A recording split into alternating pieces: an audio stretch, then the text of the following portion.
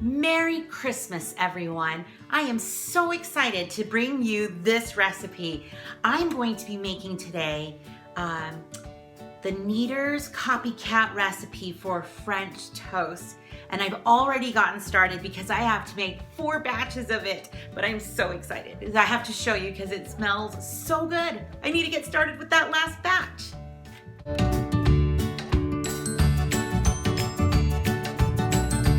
So the very first thing that I have to do is take about a tablespoon of butter and I spread it all over my pan. It's great, it's ready to go. And can we talk about this bread? It has been smelling up my kitchen with yummy goodness for like the last couple of days. So I need to get that cut up and let me show you what that looks like.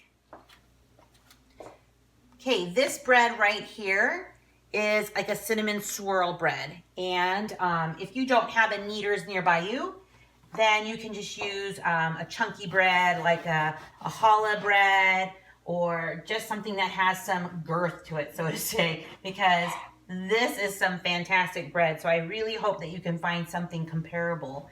But that's okay if you don't. I mean, I've made French toast just with French bread, and it turns out great every time. So what I'm doing here is making 6 slices, and it is messy. You're getting your hands in there, and it is so good. And there's leftover breads too, so this is gonna be awesome. You're going to take these breads and you're gonna shove them in here. So I'm gonna turn this one this way. And what you're doing is filling up all the gaps. So you're gonna need to have some leftover slices to kind of fill up those gaps. It's gonna take some maneuvering, some squishing, but it works out and it's so good. A few weeks ago, my father-in-law asked if I could bring something for the Christmas breakfast, and I'd say I'd be happy to. And he mentioned French toast, and I said, I know the perfect French toast recipe.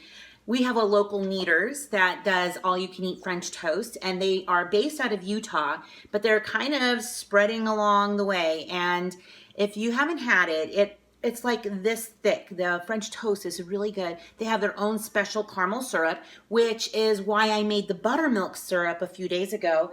Here's actually one of the bottles, and so I'll be heating these up and taking them over with the French toast. So I'll have a link to that video in the description box. But I just knew I had to make this for my father-in-law's house. So you can see behind me, there's 4 pans, and I should show you.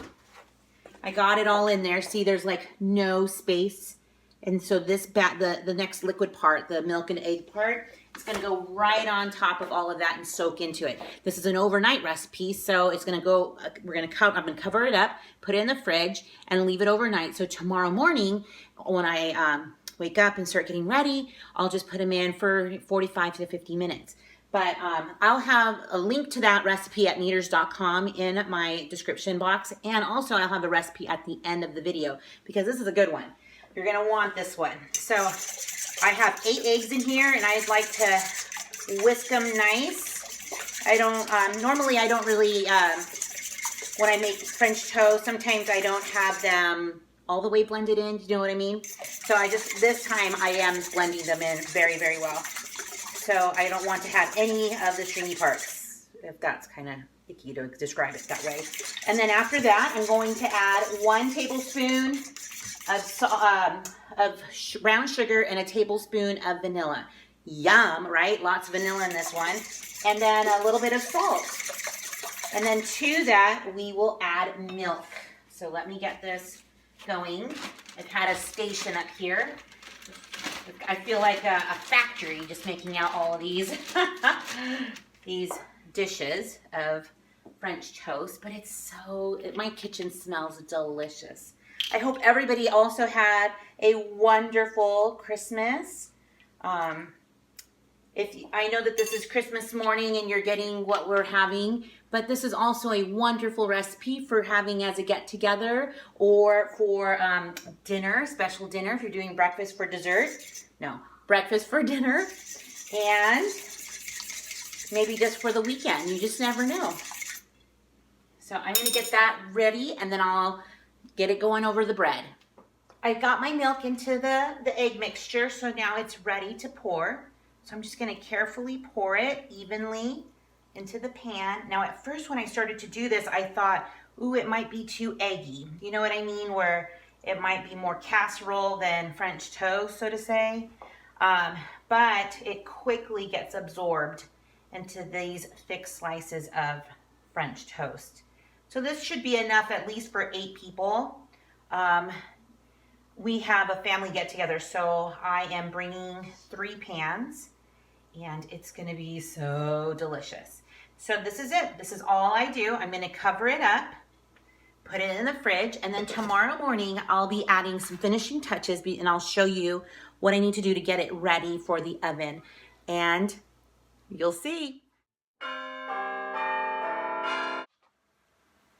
Merry Christmas for real. It's the next morning. I just pulled out my French toast casseroles. We're gonna call them French toast. And I'm about to get them ready to go into the oven, but I need to get them ready with the finishing touches, which is only butter. So I'm gonna show you what that looks like. So I've cut a tablespoon of butter, and all I'm going to do is cut little dots and just sprinkle it throughout the top of the French toast. It will then go into the oven for about 45 to 50 minutes at 350 degrees, and they're going to be delicious, I already know, but I'll show you when they're done.